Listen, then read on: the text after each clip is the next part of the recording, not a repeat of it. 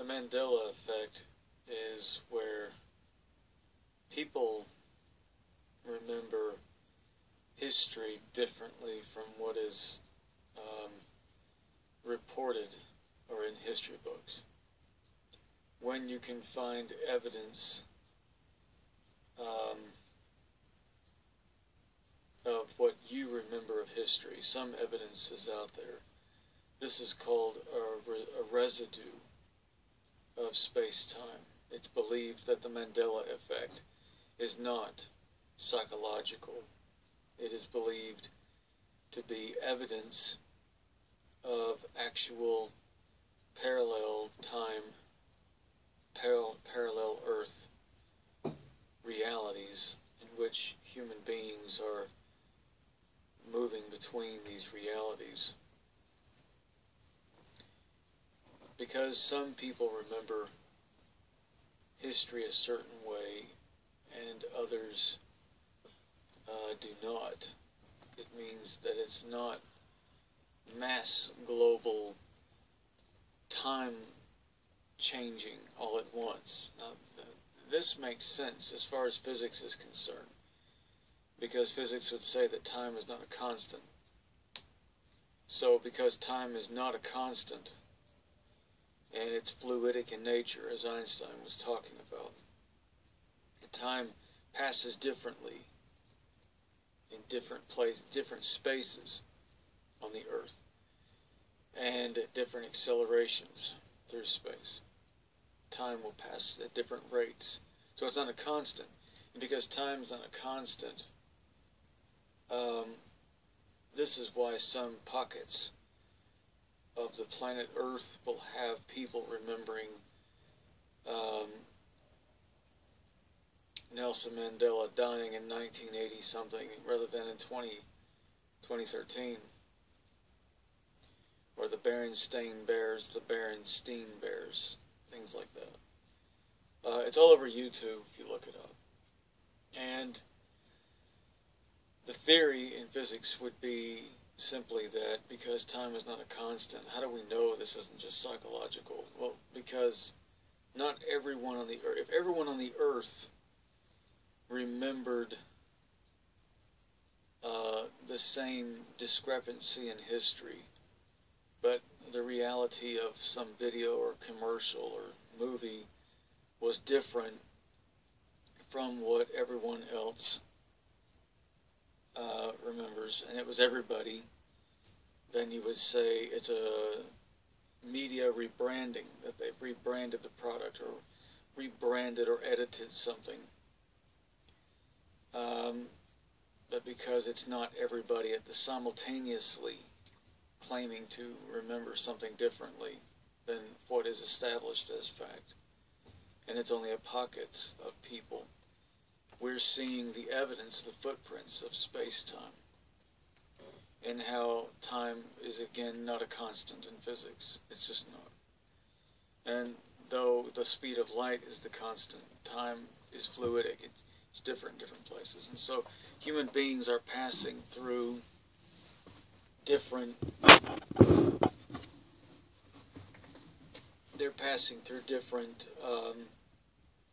parallel dimensions. And that's the evidence, because not everyone will say, if everyone agreed that they all remembered the Berenstain Bears rather than the Berenstein Bears, then we would say it's a rebranding. The Disney logo at the beginning of a movie, some remember Tinkerbell flying around and casting her wand.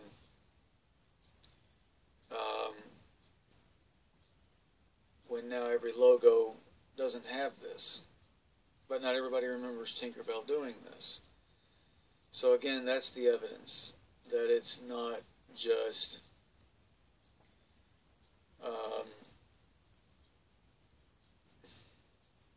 psychological.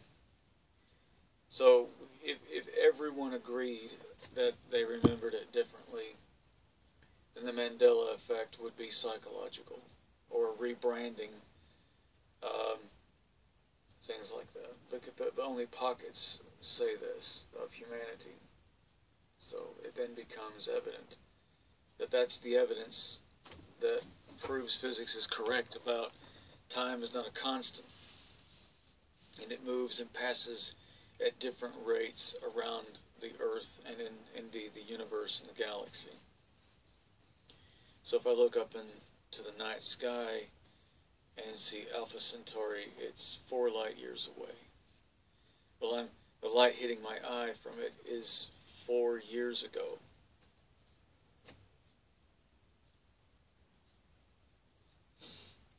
That's how it looked 4 years ago, because it took 4 years for the light to reach us. So we don't see it as it is in the moment. So the further space out is, the more dramatic time passes in different rates. They're 4 years in our past by that reckoning. And so are we to them.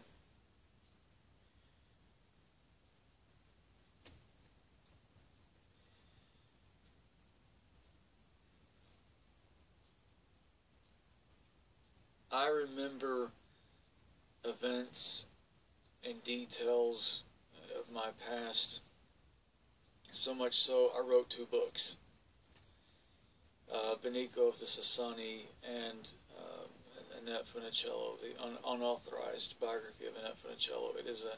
It's called Beyond Magic Gates, in which I went on Facebook a few years ago after the death of this actress, Annette Funicello, and began saying, all this memories that resurfaced. This is a woman who came to me and said she's my mother. Furthermore, I remember having been forced to have my memories altered out of remembering the events of meeting her. I'm an honest person.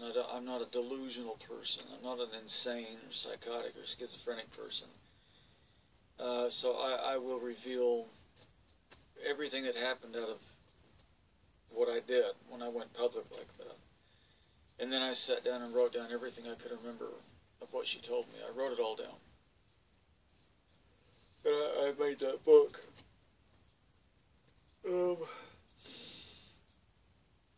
Around that time in 2010, a few years earlier, memories had resurfaced of encountering and interacting with an extraterrestrial human hybrid who told me to call her Benico in the early 1990s.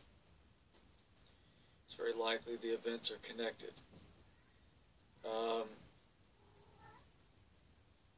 They may have brought her to me, perhaps in some respect to end the contact between she and I, knowing the love was there, that I was a contactee and experiencer. They were going to hurt her, brainwash her, and beat her up in front of me, so that when they sent her back to her civilization, she would look back with a bit of confused distortion of what happened or who I am, maybe try to break the connection between us. But also they wanted to weaponize what she was and frighten me into insanity. So often people who have ET experiences at the hands of the U.S. government captures these beings, and they take them to unsuspecting people in America. It's kind of like Guantanamo Bay, Cuba. The CIA waterboard and torture people. They also use these aliens as a means of a shock program, because they are telepaths, and they manipulate these aliens to do their bidding for them. They harm the fellow occupants from what you call UFOs. They keep them in custody in warehouses, and they tell them, all you do as we want, or we'll kill you all. So then they say, we've got a target for you. And they drive them out to somebody's house and say, Utah. Oh, sorry. And make them meet up. It's a black operations classified program. Very dark side of the CIA. Very, very dark. And it's possible that this is what was meant to go down with Benico and myself. They were going to use her in the same way to come out, to frighten me, to kind of go, ooh, here I am, look at my eyes. And they had told her to do something to my mind or something. She said that she'd contacted me by telephone prior to our meeting, and how she did this by phone, I don't know. I don't think they knew about it.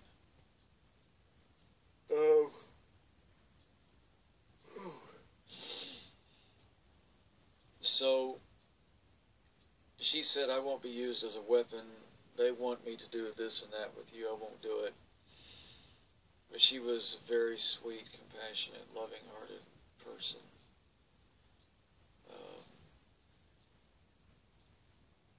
Regardless of her advanced biology and technology, she reached out to me, and I reached out to her, two lost people, and fell in love. It may go deeper than that, into the flesh, into the DNA. It could be something much deeper. For another video, I'll talk about that. I love my cats. I've got cats.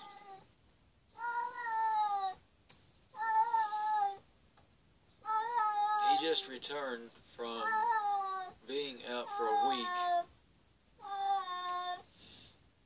and doing his business, running around, had me worried sick. And then he comes home, only like a day now, and wants to go back out. The problem is it's been raining and raining and raining and raining here in England. If I put him out there, the park is flooded. The park is absolutely flooded. It is just, I don't mean a little bit of rain, people, I'm talking. It's about 7, 8, 9 inches of just standing water, and that wouldn't be fair on him. So rather than pause the video waiting for him to hush, finish his serenading, I'm just going to walk through this. I'm pretty tired. I've been at work since 8 o'clock in the morning, moving concrete. It's possible that when you talk to someone like me, and there's, by the way, the family, surviving family of this actress, one of them did respond to my allegations to the girl I grew up with in Texas,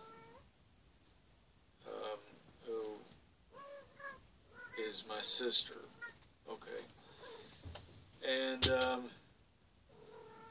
she had Jason Gilardi.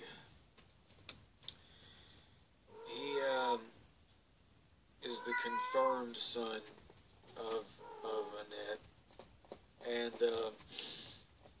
he wrote this girl named Stella. He told her in a private. She showed me the private message.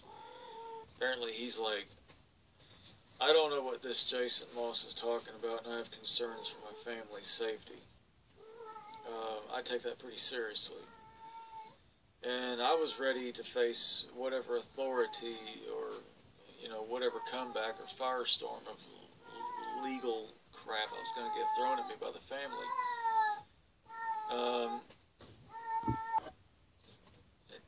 Just because I didn't get a comeback like that, that doesn't mean that it's not bad. It was bad. I mean, the guy flat said, I don't know who this is. Well, let's take everything equal and just believe that, okay? And he doesn't know who I am. By the way, my memories are of meeting him and the others back in the early 90s, including Annette. Now, if it's all true, there's things I never even brought up in my book, Beyond Magic Gates. I'm going to say for the first ever time in this video,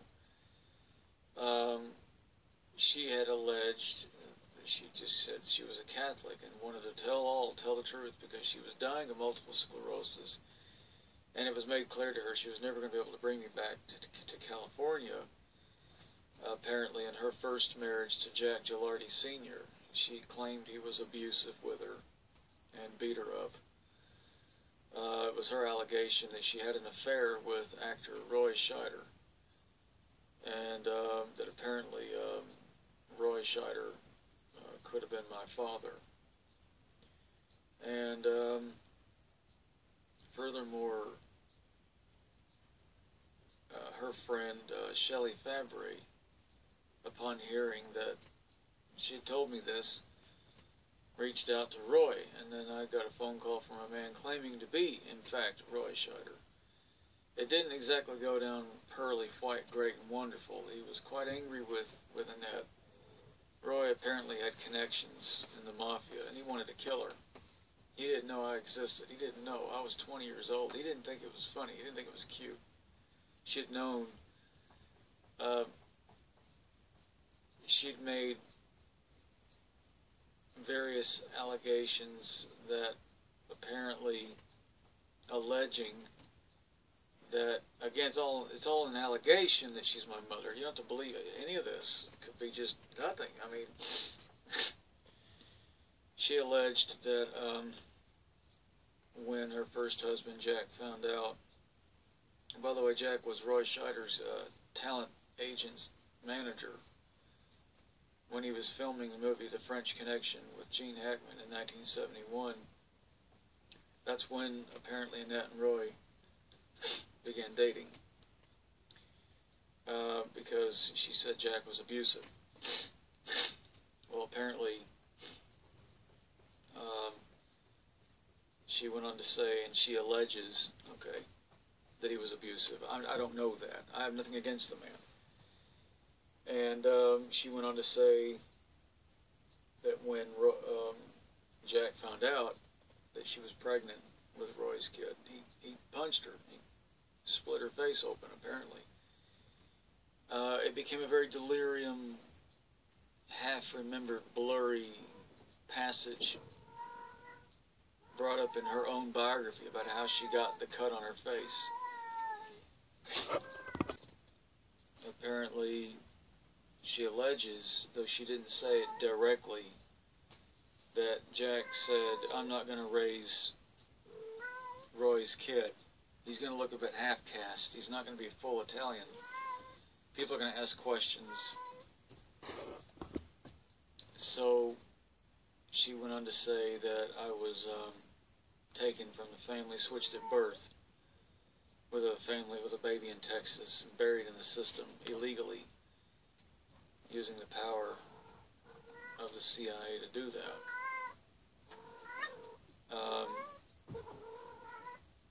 It could all just be her story against an ex-husband.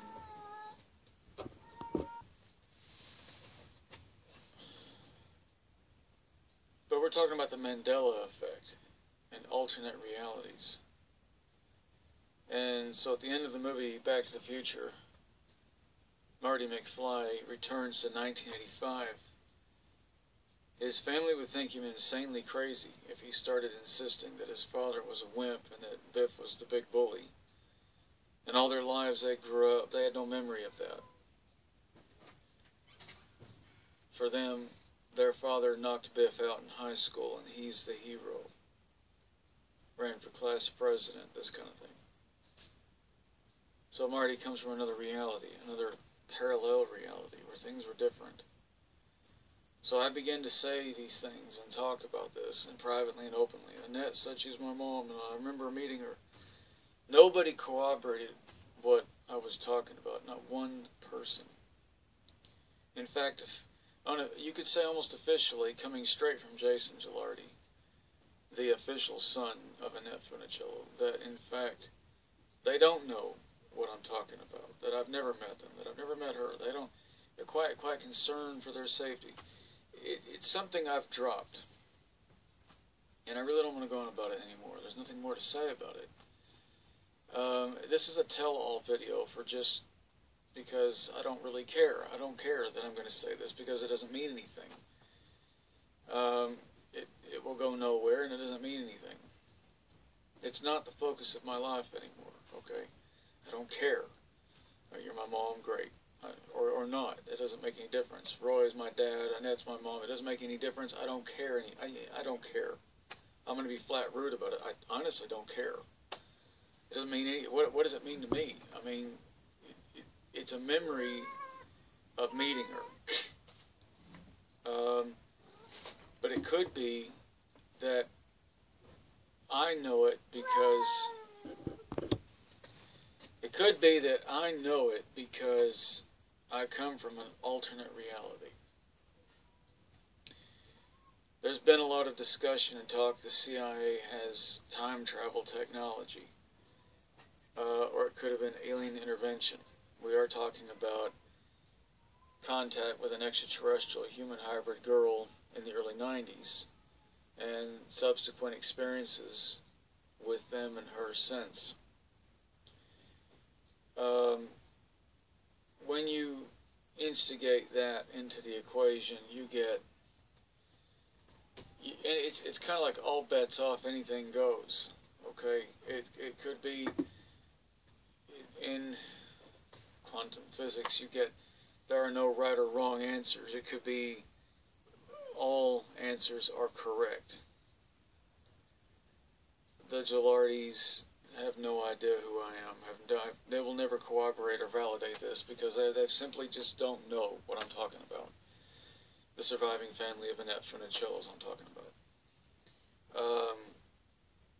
And I can remember, and I've not talked about it until this very first video for the first time ever, Roy Scheider came to me from Arkansas, where he was living in Arkansas.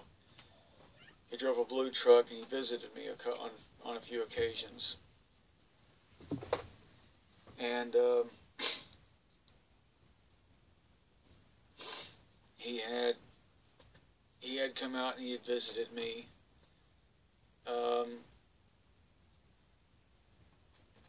He was quite distressed over the fact that she had kept this pretty much from him.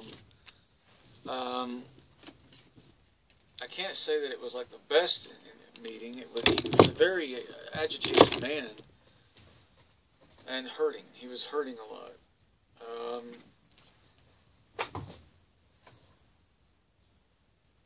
So it's hard to say, you know, what I know of what happened, and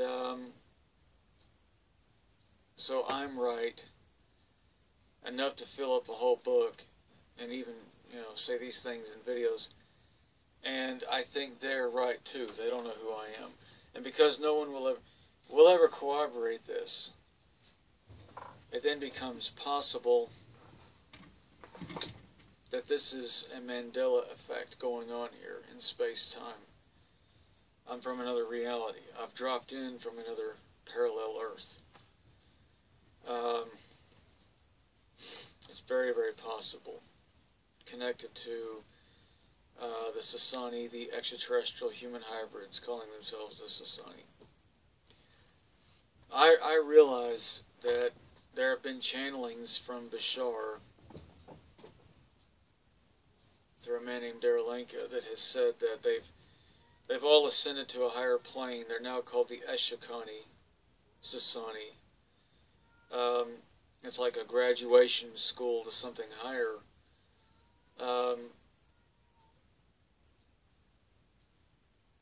My spirit box recordings have only ever picked up interdimensional contact, is what that is. They only ever call themselves the Sasani, leaving the possibility that either I'm from another reality where that's all they still are. They've never left and gone to a higher plane in the reality I'm from, where they're more in contact with people on Earth like myself than what is going on in this reality. Where in this particular reality, it really seems like a very exclusive thing, only for a handful of channelers that get 200,000 followers, $4 million a year for doing it in Las Vegas. Great and wonderful. No disrespect to the gentleman, Daryl, great job. But it really seems that I don't really see a lot of the kind of contact that I had with Panico many years ago, and in fact, and experiences that are still ongoing, that are still happening for me. We love each other very much, and I know that she's there, and I feel her all the time. The Mandela effect could be at play here very seriously, because no one's ever going to corroborate either experience. Yes, I was military intelligence, Jason. I was there in Texas and brought Beniko to you. I know I'm not one of the ones that hurt her. I would be very open to contact with you. What I'm also going to reveal in this video is that in the 1990s, memories have resurfaced of recent years, and I've kept this under my hat until tonight, that I can remember being approached by people in the intelligence community in the early 90s who had no idea that the darker side of the intelligence community were coming to me in the 90s, because they're really very divided in the CIA. They don't really know. Left hand doesn't know what the right hand's doing. It's need-to-know basis. So whole teams and groups may be going to the same person but have no idea another team and group is going to that person, or they're even an operative for that matter, or a CIA asset. Now, because they knew military intelligence had psychics working for them who had told their commanders, yes, Jason has an intimate relationship with this girl, with Beniko, an energetic connection, quantum connection with her. They decided I would be used as a CIA asset in covert classified alien contact programs that were designed to monitor and kind of play like a police officer over abductees and contactees.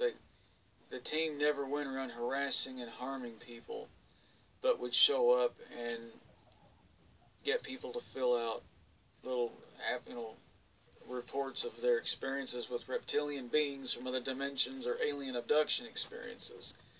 I don't ever remember them being forced to do anything they didn't want to do. I agreed to be a CIA asset and work for the CIA in the 1990s. That memory has resurfaced. And I ran around with a team of people. There was a colonel. There was a sergeant woman. I think she was a sergeant. She was a psychic. She'd been trained by the U.S. Army Corps secret psychic program. There was an older woman with large glasses and black hair. She didn't really want to deal with me because she knew of my intimate connection with Beniko and didn't really want to be dealing with someone like me firsthand. That she said that was her choice, and to respect her wishes. That she wasn't ready for anything like that.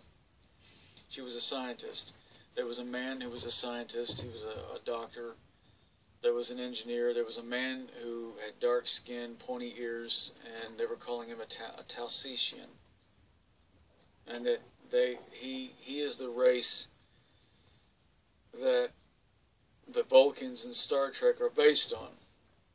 The Talsicians.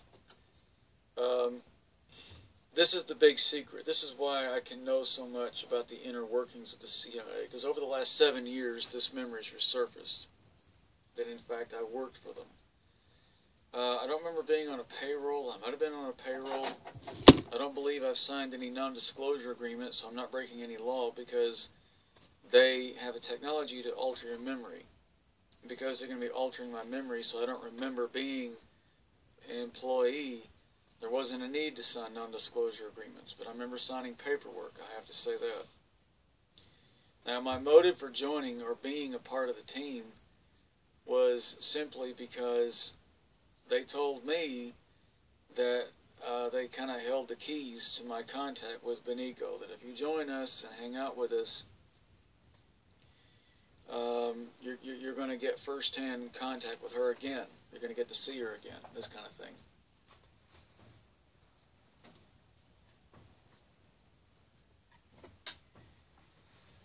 So I joined. Okay, and my role was that because I wanted the face-to-face contact where energetic connection is always there with us, with she and I. We always have that energetic connection. I was looking for something more on the physical, face-to-face, as I had in the early 90s.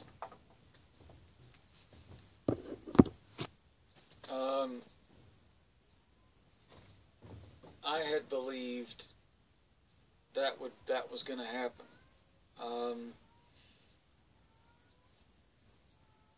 It's fragmented, a lot of it. It's not really, but I do remember a lot. It was a very informal team. The colonel wore blue jeans. He drove a truck. I remember riding in the front cab with him, just driving around. Even went mountain bike riding with him a few times. They were very, very friendly. There was nothing dangerous. Nobody ever got waterboarded or attacked or beat up or anything like that. There really is a good and an evil side to the CIA. There really is good and evil. We were good, even at times a bit silly. Didn't really take things too seriously. But my role kind of served as a liaison, informations officer, kind of a, you know, whatever I was getting. They were using the fact I had this energetic connection with Benico, which I have this enlightened sense of things, and they were able to open my memories up in the 90s to remember having had the experiences with her in the early 90s. And they were able to shut those memories down when they needed to. So they could open the memories up and shut them back down again. They was very selective on how they could do this with my mind. And I was never harmed. But when they woke me up, so there's a few months out of every year, 93, 94, 95, 96, there's a few months there where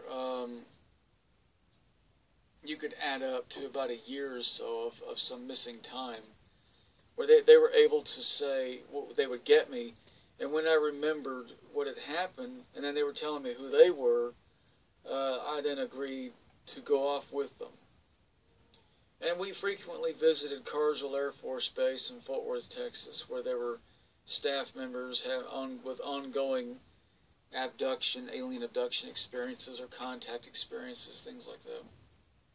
And there were women claiming loving relationships with reptilian beings from other dimensions, things like this, who were sergeants and officers and captains and lieutenants and things like that, executive officers. And so the focus was primarily on military personnel, government personnel on base that had alien abduction experiences. We didn't really go out to the civilian population around the city of Fort Worth or Dallas, Texas, or anything like that. It was mainly within these military installations where the government had a big interest in dealing with these people, or at least getting them to feel that there is some monitoring going on with their ongoing interdimensional contact. So we're talking about interdimensional contact, not aliens from other planets, but aliens from other dimensions, higher dimensions, where Benico's from, things like that. It's kind of a trick question you get asked from the beginning from some people who know better. What planet does your alien person come from? Now, the Arcturian civilization, the Arcturians are a very advanced civilization. Yes, they have a planet they originated from, everybody does, but they evolve into higher dimensions where they live now. So that really seems to be the graduating step for a race, is to go to these higher dimensions. But when you get there, that's it. You're there. Now there may be higher dimensions, which would prevent contact with anybody in this dimension or anyone on Earth. So Daryl channels Bashar, and Bashar says they've gone from Sasani to Eshikani. Well, I've never felt comfortable saying that. I mean, at times I have, so that you would know to what race I'm speaking of, but only because I needed to say that for you to know that. So the videos have been labeled Eshikani, and then I have to put comma Sasani. I'm not doing that anymore. I'm not following the herd on that. just not going to do that because she is Sasani, they're Sasani, and we're from another Earth, a reality where the contact is more lucrative. It's not the government likes this, but the contact is much more lucrative.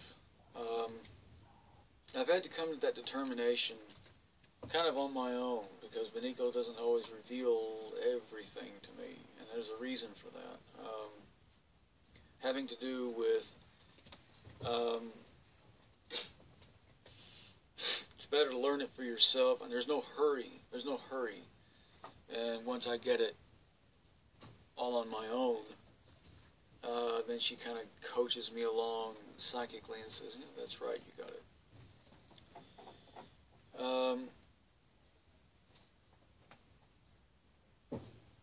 Whether or not they made good on their promise and allowed me to have any contact with her is a subject for my own personal debate in my memories.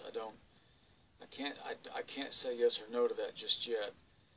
It may have been just kind of a sales pitch to get me in.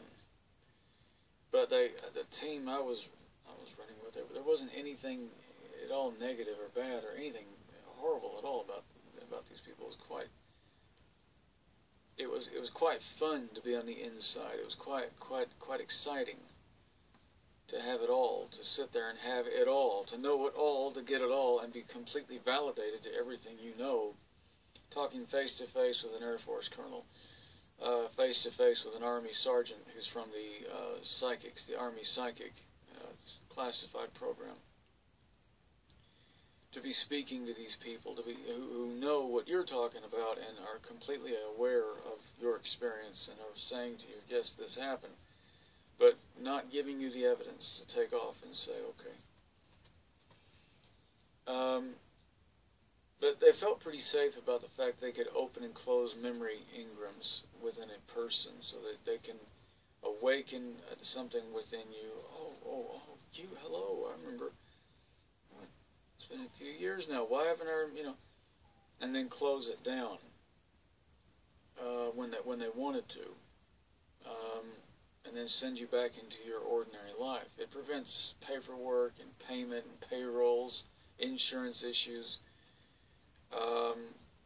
I would imagine after saying Annette was my mommy, this celebrity, and the baby switched at birth, I feel like saying that to the public, I think I'm pretty safe that I'm not going to get shot, killed, or framed for, having something illegal on me or around me or anything like that. I don't think that's simply because it's all about credibility, and there's absolutely no credibility with me after what I've been putting online, and they know that, and they know that there's really not a threat from me to say this, so I can say this. I would like a lot of people to know this. I would like that, because then they could get some help and say, well, there's some validation to my experiences, and this man's helping to validate that. Yeah, it's not about being famous or standing in conferences and talking all day. It really isn't about that. It's just getting it out there. This is Colby. But at the end of the day, there it is.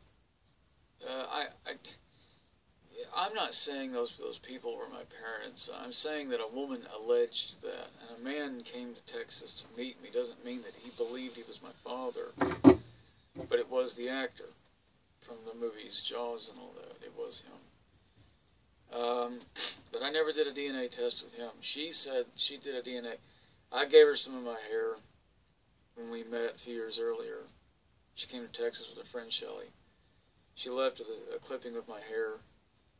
And when she made contact with me, Annette was saying the test came back positive. She's my mom. I never saw the results of those tests.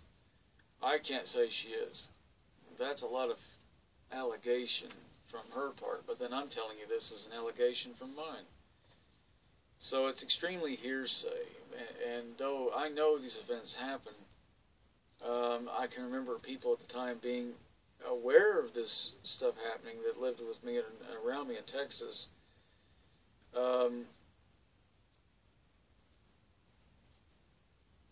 And having absolutely no idea today what I'm on about. So, you know, any of those people I'm running to now, some of them are now deceased and dead. I can't talk to them. But I don't have any intention of carrying that anywhere. It's not going to go anywhere. I mean, I care they were my parents. I would open my door to anybody that said I'm your sibling. But that's not going to happen. And they don't know what I'm talking about. So I'm running with the theory that this isn't a Mandela effect. That I'm actually from another dimension, another Earth, a parallel Earth. And so is, well, my experience with Benico took place in a parallel Earth. And not in the 1992, perhaps in your 1992, going straight back in time from now. It's somewhere in another parallel reality, and I've fallen through into this one. In the last 7.5 years, I've been running around. Perhaps when the memories, as I say, began to resurface in 2010, that may be when I left one reality and entered another, where everything is pretty much the same.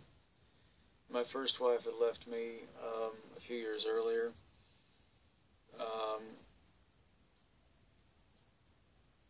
My previous wife, rather, I should say. Everything is pretty much the same. Except my neighbor, kind of mysteriously, in 2010, early in 2010, committed suicide in her shed. And that was a bit of very odd. I don't really want to say a lot about that. I don't want to talk about that. But anyways, let's keep that private for the family's sake. But it was all very, very strange. There were a lot of strange events in 2010 that began to kind of shift around. Things I noticed that didn't seem quite right. I thought, it doesn't seem right. What? But you don't take any notice of it. So where did the other me go in this reality? Where he must have ended up the one I came from. But because these are interdimensional aliens, Benico and them can travel through any parallel Earth, across infinite numbers of them, follow me anywhere they want to follow me. So then I come in with all these UFO sightings and pictures and alien infrared pictures in the woodland near my former home in Ipswich. You know, some of these have come up here, in fact, down here where I live now. So the evidence is they've followed me, in fact. So everything I've said about the mommy-daddy thing, wipe that away. I want you to forget about it. I'm not talking about it again. I'm not going to answer questions about it. I've said all that needs to be said. It's done. Forget about it. Forget about it. Forget about it. If nothing else, it's just evidence of a possible Mandela effect that I'm from another Earth, another reality. My focus is on sharing that love I had with Benico, getting the truth out as best I can. I never had any bad experiences as an asset to the CIA. I never got tortured, never got hurt. Everybody treated me pretty fairly, pretty equally. We had reports we had to fill out. We had to write down everything we saw and heard.